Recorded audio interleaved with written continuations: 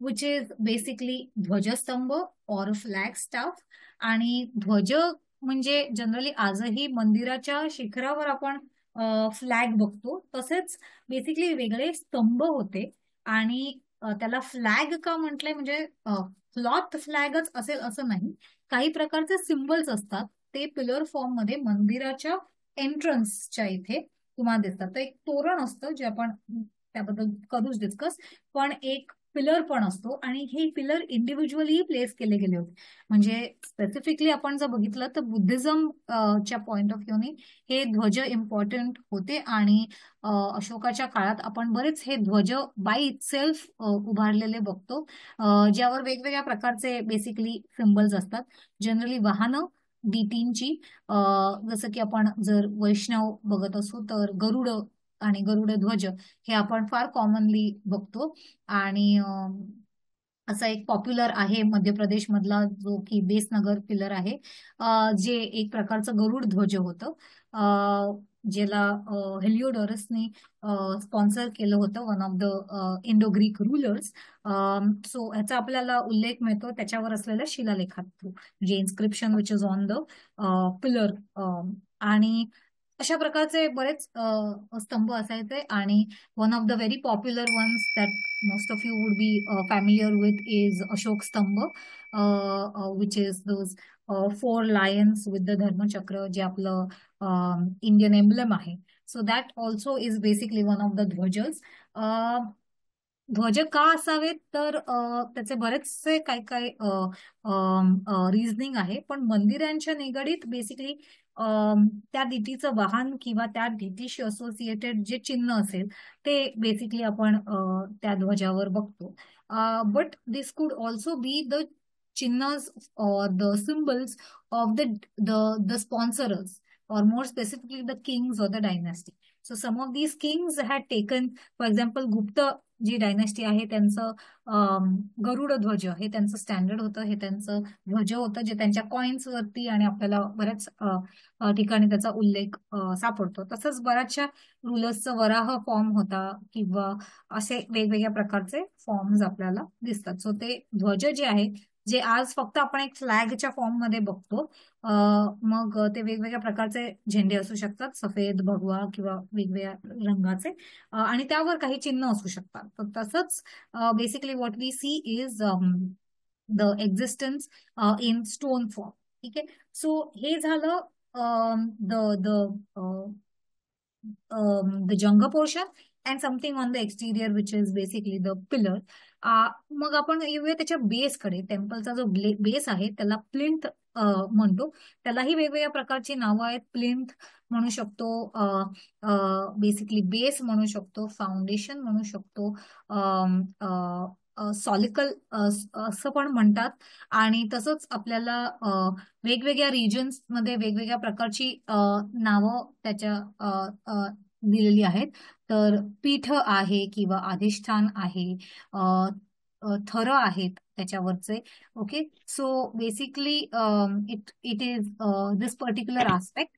आणि ह्याच्यामध्ये आपल्याला वेगवेगळ्या प्रकारचे डिपिक्शन दिसतात. तर मी एक तुम्हाला साधारणतः 10व्या-12व्या शतकात पॉप्युलर फॉर्म जे आपल्याला दिसतो गुजरात, राजस्थानात, बिंग माय मेजर रिजन, मी तुम्हाला ते एक उदाहरण देते. मरु गुर्जर जी स्टाईल आहे, म्हणजे राजस्थान गुजरातची कॉम्बिनेशन, तर त्यामध्ये आपल्याला अशा प्रकारचं अधिष्ठान दिसतं. आणि तिथे आपल्याला अर्लिएस्ट व्हरायटी दिसते वेगवेगळ्या पद्धतीचे जे लेयर्स आहेत किंवा हे पीठ आहेत त्याचं. सो त्याच्यात नरपीठ आहे which is very they are different depictions of humans. अश्वपीठ wherein you have depictions of horses. You have गजपीठ जिथे गज म्हणजे elephant depictions. Then very interesting layer that is grasapatti, which is basically different combinations of कीर्तिमुख. कीर्तिमुख काय हे आपण बघणार आहोत. आणि in association with that we also see व्याल. तर हे व्याल आहे ते कधी कधी आपल्याला प्लिंथ वरती दिसतं, पिलर वरती दिसतं आणि तोरणांवरती दिसतं. तर आपण ते ते सगळे पार्ट्स आज बघूया. कीर्तिमुख आय एम शुअर बऱ्याच जणांनी हे कीर्तिमुख बघितलं असेल, आणि स्पेसिफिकली जर तुम्ही शैव मंदिरांमध्ये गेला असाल तर शैव मंदिरांमध्ये आणि मेन मंदिराच्या एंट्रन्स मध्ये असू शकतं, मंडपाला जे असतं एंट्रन्स ते, किंवा तुम्ही गर्भगृहाला जे जातात त्याचं जे मेन एंट्रन्स आहे त्यालाही असू शकतं. हे कीर्तिमुख वरती असतं स्पेसिफिकली, आणि it is basically this is how it is been seen. So हा फॉर्म बऱ्याच ठिकाणी रिपीट होतो, पण आपल्याला it starts with this form where in we see it on the plinth, we see it on the arch, म्हणजे जे गवाक्ष आहे तिकडे दिसतो. तर साधारणतः हा असा फॉर्म आहे which is very nicely illustrated. तो कीर्तिमुख हा जनरली एक फेरोशियस फेस आहे, जो बघितल्यावरच फार डेंजरस किंवा असा भयानक रूपाचा दिसतो, आणि there is a reason why it is like that.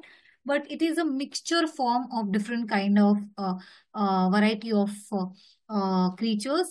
So we more specifically see lion and human forms, wherein you have this bulging eyes, असे छान मोठे डोळे आपल्याला दिसतात ते, आणि you have basically a very bulging nose as well, आणि it has horns which are interestingly stylistical, आणि फ्राऊन असतं त्याच्या, यू विल सी कपाळावर आठ्या specifically, gaping mouth which is like open mouth, आणि त्या तोंडातनं generally you see pearls coming out, or you will see lotuses, flowers coming out, or creepers coming out, okay, and matted hair and which is flowing. आणि sometimes it is combination of lion, serpents म्हणजे snakes, fishes, birds, ram, dragon, variety of these creatures, okay. आणि वेगवेगळ्या पद्धतीने ह्याचा वापर केला गेला आहे, and over the years we, एक इंटरेस्टिंग एक्झाम्पल आपल्याला दिसतंय which is from Bhubaneswar temple, आणि very popularly seen on internet as well. त्याच्या जे सेंटरला आहे ते बेसिकली हे कीर्तिमुख आहे, आणि त्यातनं आपल्याला जे दिसतंय is kind of an arch which is basically गवाक्ष आर्च. सो गवाक्ष आर्चच्या टॉपला पण कीर्तिमुख असतं. It's also considered to be the face of glory, and often seen on the threshold, म्हणजे एंट्रन्सला लिंटेल पोर्शनवर, म्हणजे वरच्या बेसिकली बीमवर जनरली हे डिपिक्शन आहे. ह्याचं बेसिकली मूळ रूपाने आपण बघतो की the reason why this is being fearsome, or why it is basically kept on the threshold is two things. One is it acts as a protector, किंवा एक प्रोटेक्टिव्ह डीटी किंवा गार्डियन म्हणून, and the other is basically, आपण scholars like Stella क्रामरिशनी याबद्दल discuss केलेलं आहे की moving from profane to sacred, किंवा moving from profane to profound. ह्याचा अर्थ असा की आपलं जे टिपिकल आयुष्य आहे, डेली रुटीन जे आहे, किंवा मटेरियलिस्टिक वर्ल्ड मधून आपण जेव्हा ट्रान्सेंड होऊन we are going in to spiritual world, किंवा we are connecting to the spiritual level, तर त्या कनेक्शन मध्ये बेसिकली दिस कीर्तिमुख इज लाईक अ डिमार्केशन, किंवा a kind of a step towards, or sort of facilitates. कारण साधारणतः त्याला बघून आपल्याला भीती वाटते, आणि so it's more like controlling over your emotions and keeping aside your ego, desires, आणि basically helps you take away your since. ह्या पद्धतीने आपल्याला कीर्तिमुखाचा उल्लेख येतो. आणि फर्दर मोर म्हणजे त्याचं ते रूप असल्यामुळे तुमचे जे काही नेगेटिव्ह विचार आहेत, किंवा तुमचं बेसिकली जी काही नेगेटिव्ह आहे ते नेगेटिव्हिटी आहे ते ऑब्झर्व करतो, and that's why the face looks that way, is generally a kind of an discussion that we see. So Kirtimukha is that, and it is basically been म्हणजे this is not very religious centric. You see that in Jain varieties. You specifically see that in Buddhism, and Buddhism also has taken it to various forms. So आपल्याला individual paintings, sculptures आणि बऱ्याचशा पद्धतीमध्ये म्हणजे art forms मध्ये आपल्याला त्याचा उल्लेख येताना दिसतो.